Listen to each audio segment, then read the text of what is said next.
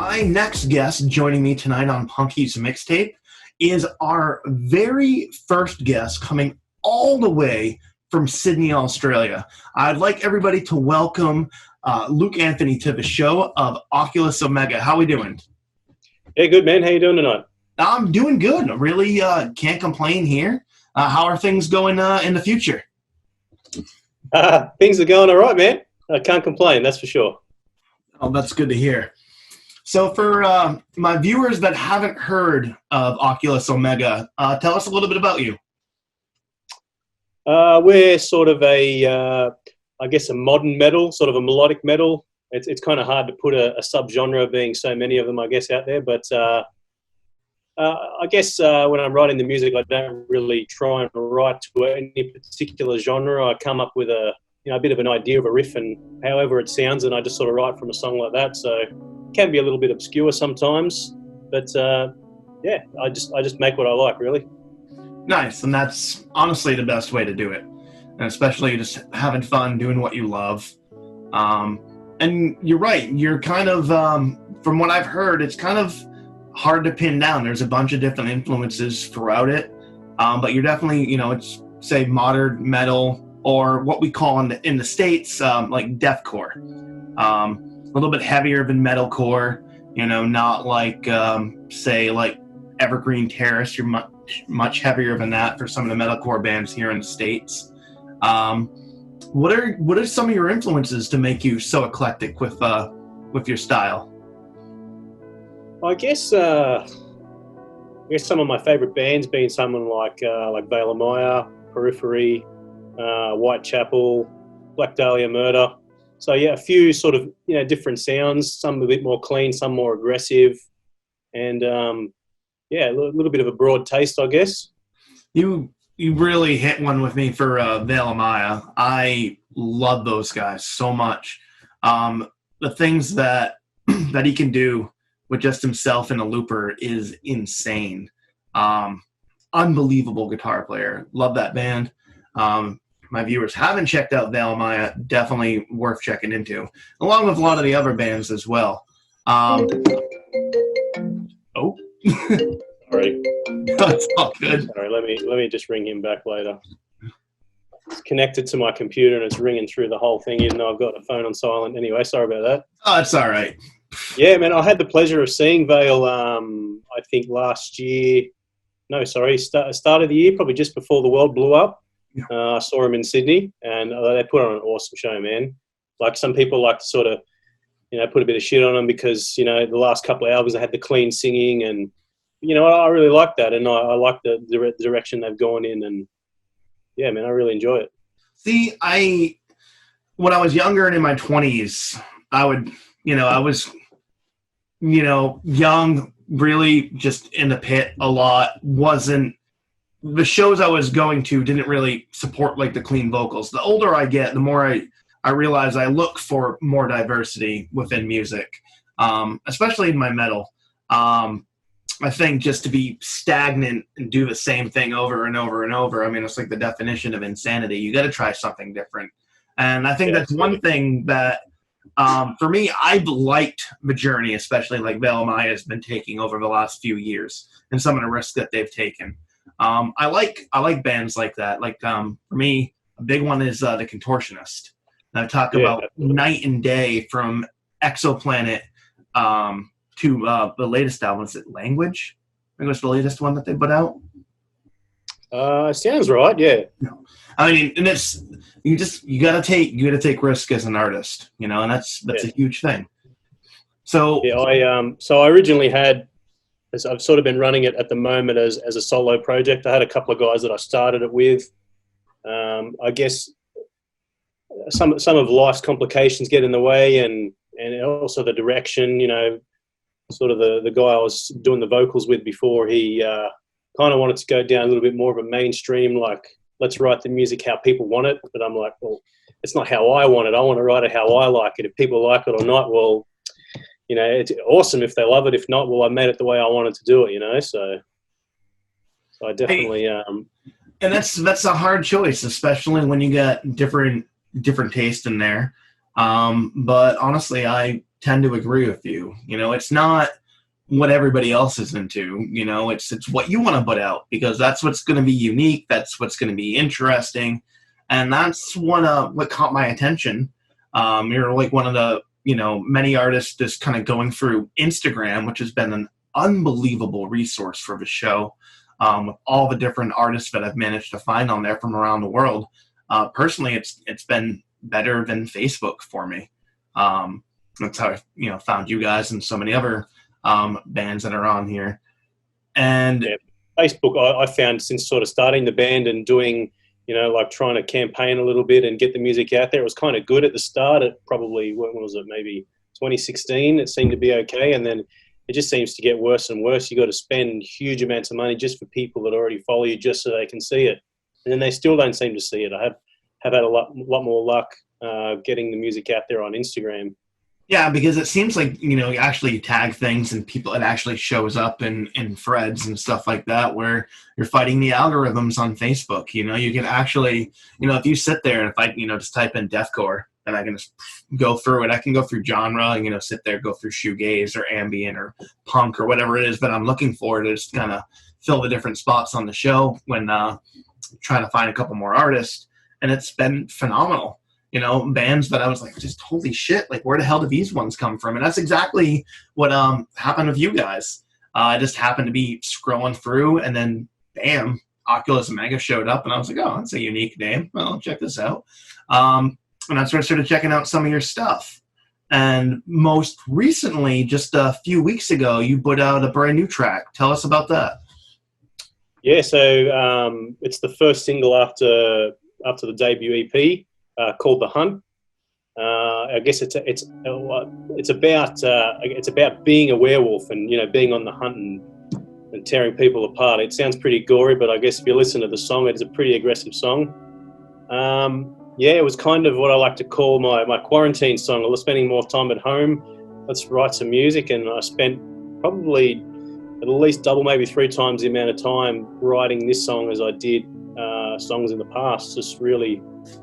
Like I'd sit there for days and write sections and go, you know what, hate it, scrap it, start again. And yeah, I'm really happy with the way it came out in the end. Well, I think, and I was saying this before on the show, that like, same here, musically, I've never had this amount of time as an adult to ever focus as committed and as much time as I have over the last few months into my most recent music that I've ever had. I've never had this amount of time to sit and put this much, actual focus without a bunch of other things going on, because we're all, just being stay home, stay safe. And I'm like, all right, cool. Well, I got all this stuff around me, so I might as well, get going on some new music. And honestly, I'm blown away with the results of myself. And I think it's showing in a lot of artists, and especially with this new song. Absolutely love it. Gonna check it out here in a little bit and show all the mixtapers and have them check it out as well. We got plenty of people here. Love metal, all about it. So I'm a little curious. What is the metal scene like in Sydney? Because I've been over a good chunk in the United States. And I've talked to other people and their kind of scenes there, but I'm always curious. What is it like in Australia? You mean like the local scene? Yeah, but the local scene, or even with international bands coming through, like on the larger ones, like what's the scene like there? I guess we don't get a whole lot of international acts. When I say not a whole lot, I mean, probably nowhere near as many of the shows and tours that I see come up over in the States, and like a few bands together. I'm like, man, I wish I could see that. I wish that would come here. I guess because it's so far away, and we've only really got a few major cities where they would really pull a crowd. So, I guess it gets hard for them. The local scene, can almost say it's been dying a slow, painful death. So many good venues have been sort of shut down, I guess, with development, and people don't like the noise, and they just seem to get closed down. So there's not a whole lot of places to play. And when I used to play in an old band, I used to play in the every now and then you'd get a huge crowd, and then other nights you'd basically be playing to the guys in the other bands that are playing with you. So it was really all over the place. It's not huge, I wouldn't say, but yeah, we got to work with what we got, I guess. And honestly, and you're right, you definitely do. It sounds very comparable to what's going on here in the States. There's only a handful of places that will want that type of show. It's an insurance liability. We know how things can get at a metal show. It's all in good fun, but sometimes things get a little rowdy, or a metal or a punk show. It gets rowdy, things get broken, people get hurt. It's a liability issue. Insurance gets involved, cops gets called, and then it gets a bad name for the venue. And it sucks because there's hardworking bands, touring bands that want to come to different places, but there's just not the infrastructure there to play. And that's one thing that we deal with here in Maine, being like the most easternmost state in the United States, is just we're remote. Even with being in the United States, we don't get a ton of big tours, but we are fortunate, for Portland, where we do get, good shows, where Black Dahlia is, they come through, and Whitechapel and good bands like that, are coming through. And even Maine has a ton of unbelievable metal bands. Last Chance to Reason, which some of the members are now in The Contortionist. Yeah, right. Yeah, so you're right, it's hit or miss, and I think there's kind of a lull right now, but I think whenever there's big shifts in a mindset socially, you start to see a massive uprise again. And right now, I think we're not the only ones that are kind of in this influx right now, as times are changing and things are developing, and I think there's going to be another shift in kind of, there's always punk and metal always seems to make different resurgences, but here in the States it seems like it gets really predominant when we have a Republican in the White House, and there's definitely a lot to be angry about in the United States right now. Yeah, man, I've been watching the news, and sometimes I guess I can't watch it, just how crazy it is, and like how is this going to get sorted out? How is all this going to come to an end? And whatever it is, it's not going to be easy, and it's not going to be quick, man. I really don't envy you guys at all. No, it's tough situation, but even even at the beginning of the year, before even all of this happened, I mean, Australia was dealing with its own crisis, I mean, we had some really bad fires, drought, and then we had COVID hit. We're lucky COVID's nowhere near as bad as it is over there. Like, no. In almost every state except one that's just had a little bit of a breakout again. It's basically, there's almost been no cases. Things are getting mostly back to normal. There's that's still that social distancing, but we're really not restricted in what we can do. Obviously, there's no shows that we can go to or any clubs, but we can still go to bars, restaurants. See, that's starting to come back, but as you can see, the numbers are just spiking. I mean, it's insane. And this is for those at home who don't know, the interviews are pre-recorded, and this is July 10th in the United States. So who knows where things are going to be when this airs. Yeah, I guess people could watch it and be, I'm like, what COVID? What? Oh, that was ages ago. Yeah, hopefully that's what they're saying. I'm hoping things, start to get better here. But I definitely, I miss going to shows. I miss seeing live bands. That's, been a lot. It's been nice, the band's doing different live streams and things of that nature. Definitely, but it's not the same, No. So before this, what were shows like for you guys? I mean, how often, you said the local scene is hit or miss. What were shows like for you?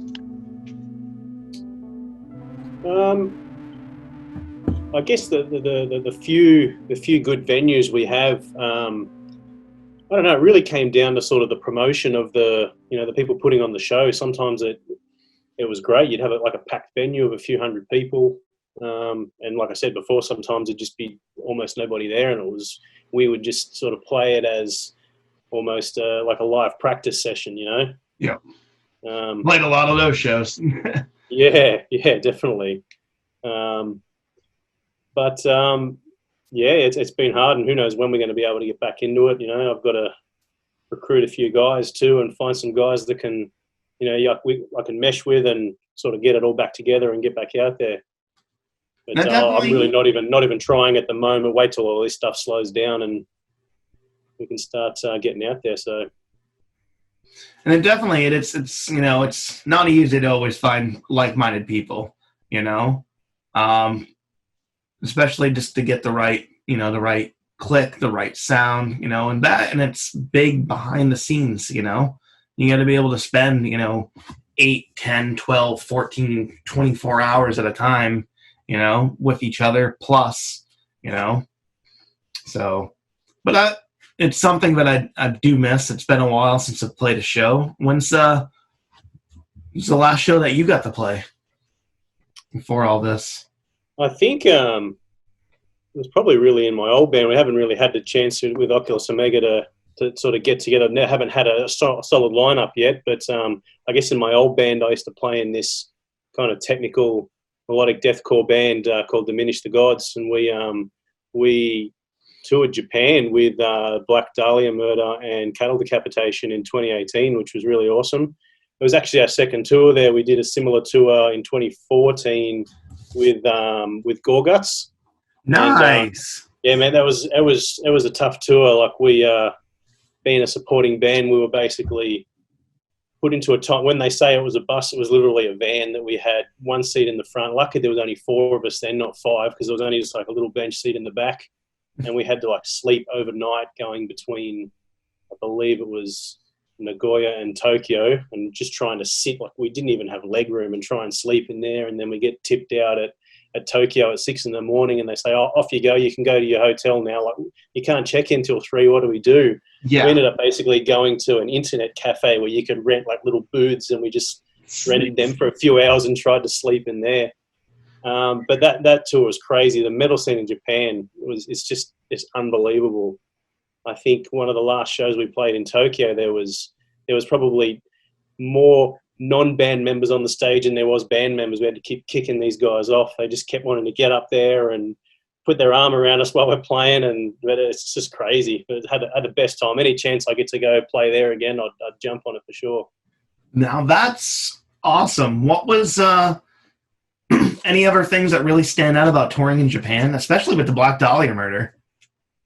Yeah, well, you would get so we only really played 4 shows in 3 cities, end to end. I guess Osaka and Tokyo, which are probably, I don't know, about a good 8-hour drive between the two.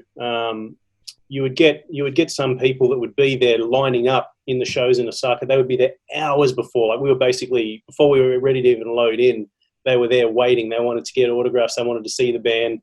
Next night, next city, same thing, same people. There was probably like a dozen of them there waiting. Every show, 2 shows in Tokyo, they're all lining up waiting to see you. Wow, that's awesome. Yeah. That's like the type of fandom that you used to see back in the day. I think at least here in the States, to some degree, not everybody, it's a little bit more jilted these days. Yeah.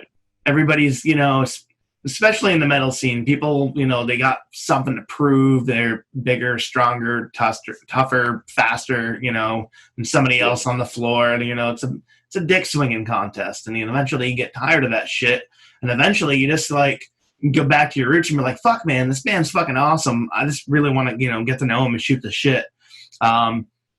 And that's got to be something hanging out with the Black Dahlia murder. I've gotten to meet Trev a few times, and he's a sweetheart. What was touring with them like?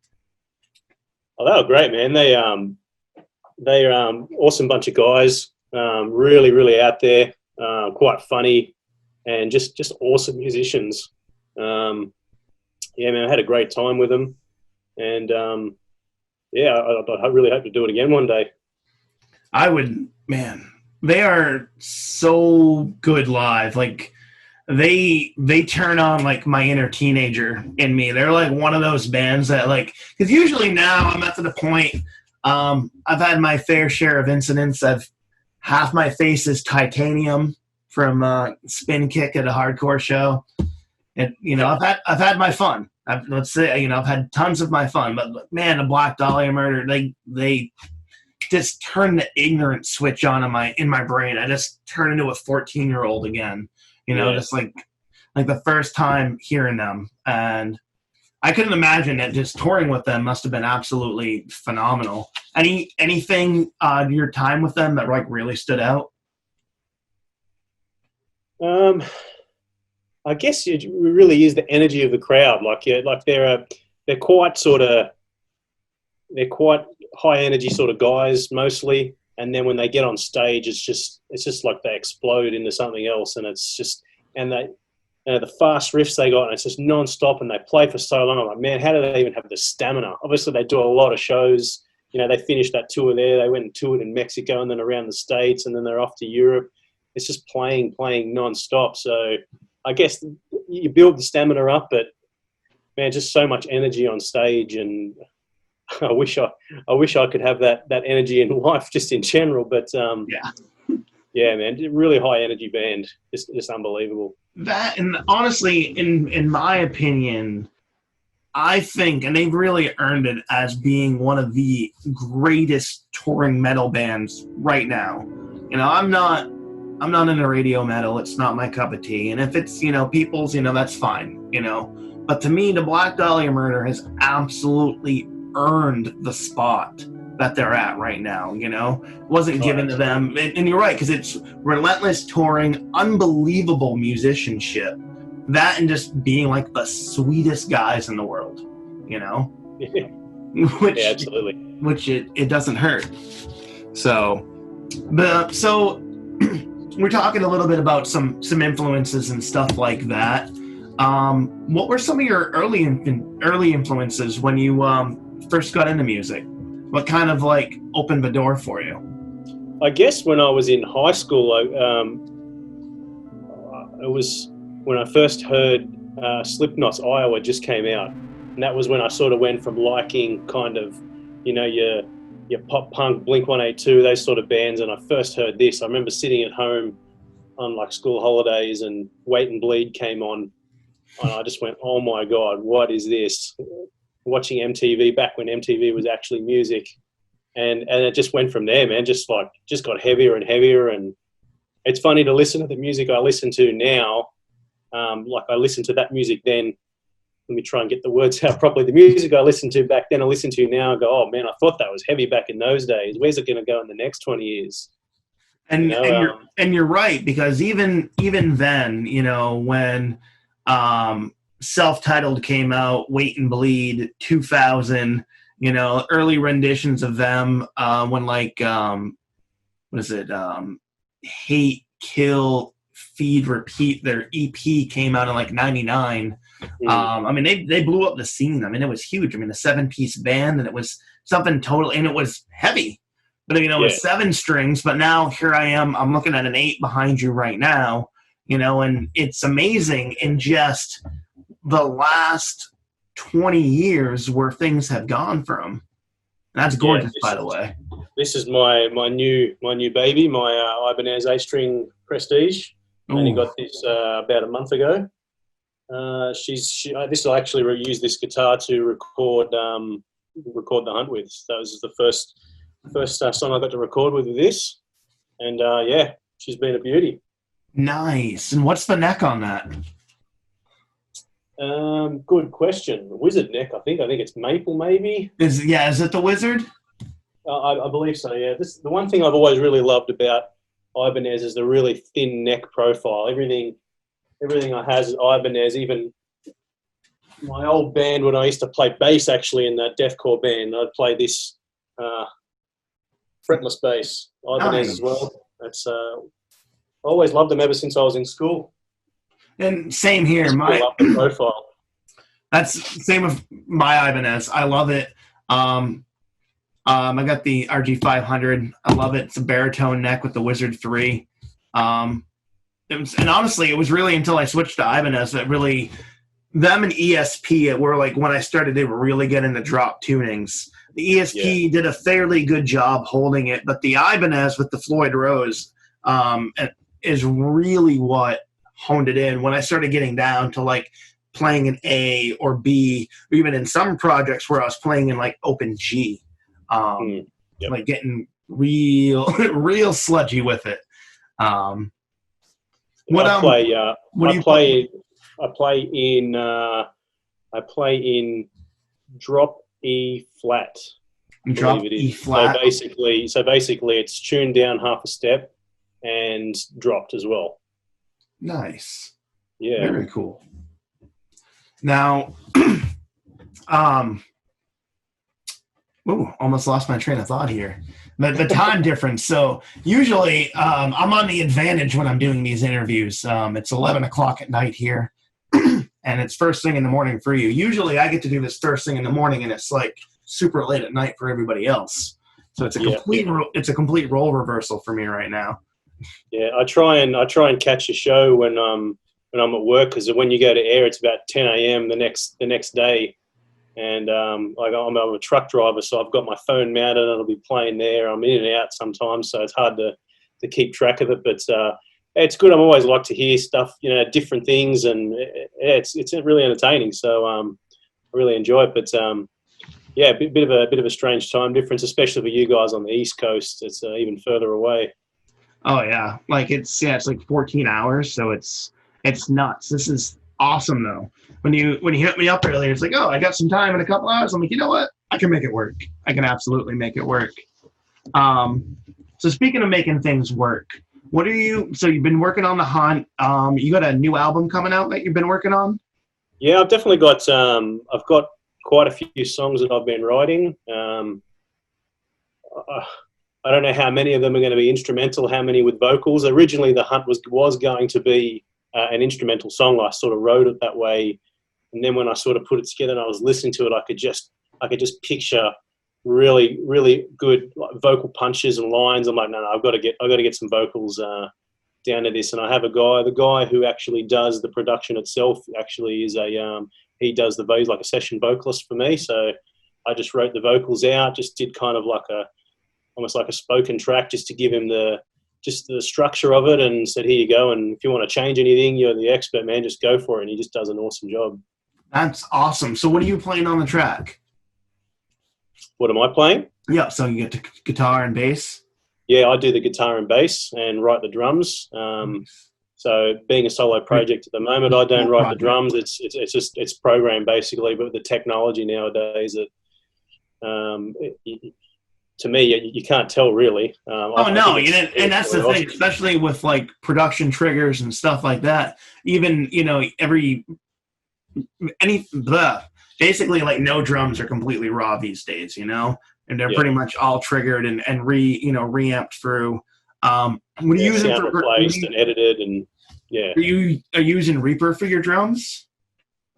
No. Well, I write them out basically in Guitar Pro, and then I just send the MIDI file to the producer, and he uses his program. I think he uses Get Good Drums, like I use at home as well, just for my own editing. But whatever he does, man, it's awesome. They sound so fat and chunky, so I'm really happy with them. That's cool. And I'm always curious because I do tons of home recording myself, and a lot of people that do the show, they're very DIY. A lot of all the underground artists on the show, they're not everyone can go to a studio and stuff like that, and there's a lot of great means to be able to do it all at home. So it's always good to kind of get that little bit of information. It's really not hard to do the recording itself. Like you only really need an interface that's really like $100 basically. And Pro Tools, there's so many different programs you can use, even free ones, but I use Pro Tools as I guess it's the one that the guys in my old band used, and I got to learn how to use it. Once you know how to use a program, that's the hardest thing, how to edit them, how to lay it down. So I edit them as best as I can, and just send them off to get reamped and mixed. That's awesome. That's really cool. I like to put a lot of other elements too into the music. They're sort of a little bit sort of in the background, but some strings and horns as well, and even some female choir vocals that are just sort of really right in the background there. I write those out too myself. I use Logic to write them out, and I actually make those sounds myself and then just send the actual sound files for them to get mixed. So, see, that's awesome. A lot of virtual instruments. And a lot of the electronic production that I do, I'm all about the ambient soundscaping, really creating a nice warm tone and getting those little subtleties in there, those one hits, those little things that you don't quite really notice unless you deep dive headphones and really focus in on the production value of it. Those little nuances. The biggest virtual instrument one I'd use, if you look at my EP Alpha, which is kind of the intro track, you can hear a lot of it's kind of like a little bit of a build-up song being an intro. There's a lot of the sort of those, choir and strings and horns and everything all sort of thrown in there, and give you a bit of an idea of the sort of the sounds I go for. Nice. We're definitely going to check that out. We're definitely going to check out some of the new tracks here. Now, it's a question that I always like to ask everybody here on the show when I can. Now, you said you're trying to get some new musicians in there, so it's kind of a great opportunity to ask this question. If given the opportunity, since you are able to work remotely so well, if you could work with somebody to pull them in to work on an Oculus track, who would you want to work with? I mean, it doesn't matter the genre here. If you could work with anybody, who would you just love to do a collaboration with? I guess definitely Mark from Vale of Maya, absolutely amazing guitarist, and probably also Jason Richardson too. He's just an absolute beast, man. I almost have to unfollow him on Instagram. I see his videos come up like, man, I hate you. How do you? I think they're probably two of my biggest man crushes, I guess, I have on guitarists. I mean, they're two unbelievable, guitarists to have, a bro crush on. Yeah. I think definitely them two. For me, it's Jordan from Every Time I Die. Yeah, definitely. Oh my God, he's phenomenal. He's so good. Oh man, or Ben from the Dillinger Escape Plan. Both of those boys. That would be phenomenal. That'd be good. Unbelievable. It's actually something that I haven't said on the show. It's like, you know what? I'm going to drop a collaboration tonight because I'm in a good mood. So, what about for vocalists? If you could pull some vocalists in, because seems to be like the one thing that you don't do. You're able to do everything else. Yeah. I'm really loving the vocalist I have at the moment. He's an Italian guy from a band called Despite Exile. Exile. I'm definitely going to check that out. Despite Exile. Yeah, his gutturals are just absolutely phenomenal. How I actually came about to hear him, I heard those vocals. I went, oh, unbelievable. Those are just insane. And I don't know.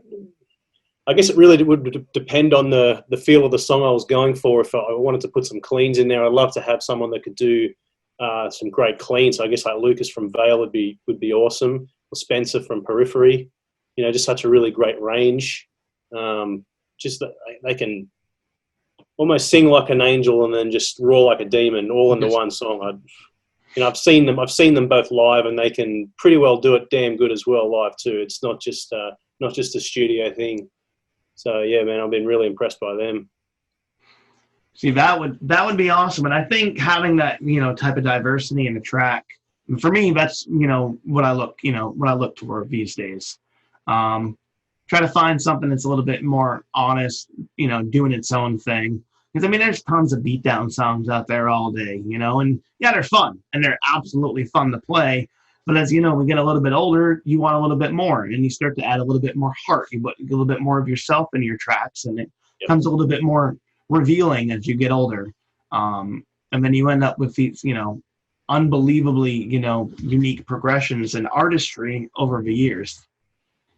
Yeah, I personally don't even put a whole lot of. I wouldn't say I put any kind of classic breakdowns in my music. I'm not really a big fan of them. I like them in small doses, almost like just a little break from some pace and then sort of straight back into it. But some bands will just It's like they go for 2 minutes. It's a breakdown, then a breakdown within a breakdown, then a post breakdown. I'm like, oh, okay, yeah. That is Let's just get on with it. huge in the States. And honestly, like, it was fun, you know, when I was 20, 15 years ago, but I want something a little bit more, you know. You know, it's nice as a transition or stuff. I mean, there's, you know, a few bands that still, you know, get me excited about them, and the Acacia Strain will always, you know, get me moving on my feet. But, but you know, anything that's got a solid two-step in a breakdown like that, yeah, it's kind of hard. But yeah, stuff like Die Art Is Murder, they're really, really good at that. You know, they're great at having that slow, sludgy, but groovy kind of stuff, and then sort of double time it and can really sort of pick it back up again. I'm saying, oh, absolutely. Them and Cattle to Cap, absolutely. Yeah. They're fucking drummer. And anyone that knows anything about Cattle, until you see them live, like when I tour with them, those kicks go off, man. It nearly rips you apart. He's just insane, and a really nice guy too. And he's massive. He's like a tower. Yeah, absolutely. I think the first time I saw them was them opening up for Guar. Yeah, right. And it just blew me away. It's when Dave was still alive, and him and I had made acquaintances over the years through shows. I wouldn't say deep friendship, but you know. But we ended up meeting up at one of the shows as we did beforehand. Most people wouldn't recognize him outside of the Odorous costume. We were watching Cattle to Cap, and in true Dave fashion, he, for some reason, was at this place called Ushuaia's in Brewer, Maine. And there was like an outside patio set up and had like a deli tray. And in true Guar fashion, Dave grabbed it and started throwing cherry tomatoes and cucumber slices at Cattle Decapitation.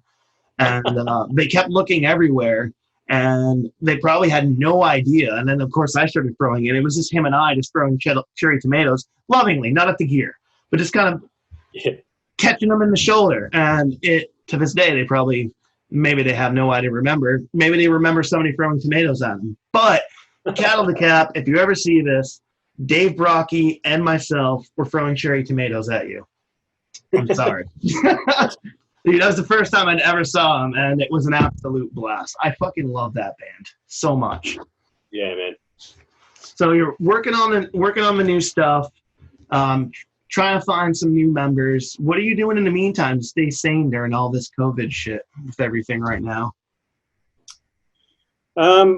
I guess, like I said before, we're not too restricted at the moment. We had some pretty hard lockdowns, but we've been out of it for a little while. I've been doing a whole lot of home renos myself, some DIY. I've been really keeping myself busy with that. I'd probably be doing it today, but it's raining outside, so it's given me a good chance to get some more music done and do this interview with you. So nice. It's good to catch up on that. I'm actually just recording a sort of a guitar playthrough video for the hunt that I'm doing at the moment. So nice. It's one of those moments where I think, man, I wish I made this song a little bit easier. These riffs are a bit tough to play. It's one thing to record them just recording in small sections, but to be able to play the whole thing in one go and one take is pretty damn tough. So, but it makes me better in the end. I'm like, well, I've recorded this. I've put it out there. I have to be able to play it. And I just spent hours and hours and hours getting it down. So, and it's one of those things when you write a riff and it gets so techie, but you almost unlearn it trying to remember it sometimes. Yeah. You know, I've absolutely had those moments. You're like, wait, I think I just way overcomplicated this on myself. Yeah, absolutely. But hey, you know, it sounds good. Just do it. Absolutely. So definitely excited to be playing some of the stuff here. Before we part ways, anything you want to say out to the world?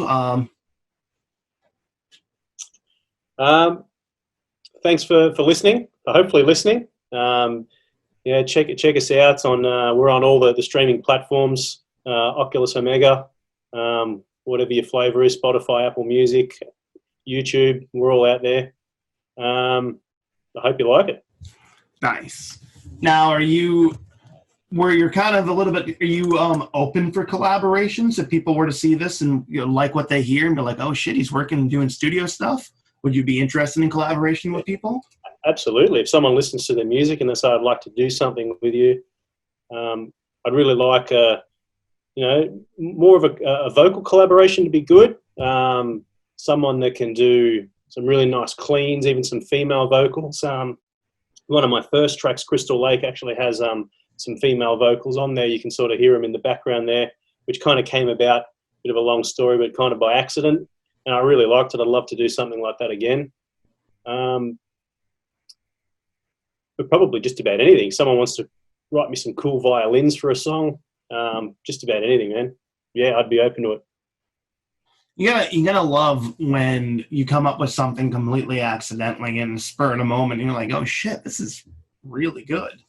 You know? Half of the stuff I write is by accident. I remember writing actually that same song, Crystal Lake, one of my first songs. It was meant to be kind of like a slow song, and I was writing the drums in thinking this is how I wanted it to sound, but I accidentally used double value notes that, well, half I should say, but double the speed. And when I played it back, I'm like, whoa, way too fast, but hang on a minute. That actually sounds really, and it just changed the whole way I put that song together. And it was all completely by accident. That's awesome. So yeah, we're definitely going to be checking out some of the older stuff. We're going to check out the new song, The Hunt, that just came out here.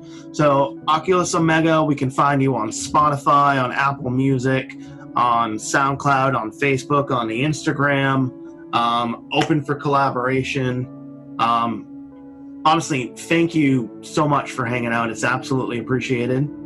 And keep us posted when you release something new. We'd love to hear it. Yeah, it's probably going to be. I might do another single a little bit later in the year. I'm hoping to probably drop the album. It might even be this year. I'll release the EP at the start of the year. But hey, if I got the music ready, I'm not going to wait. I'm going to put it together. I'm just going to get it out there. So yeah, man. Hopefully, it won't be too long. Awesome. Hey, thank you so much. My guest tonight has been Luke Anthony of Oculus Omega from Sydney, Australia. Thank you so much for hanging out. Thanks for having me. Cheers. Thanks.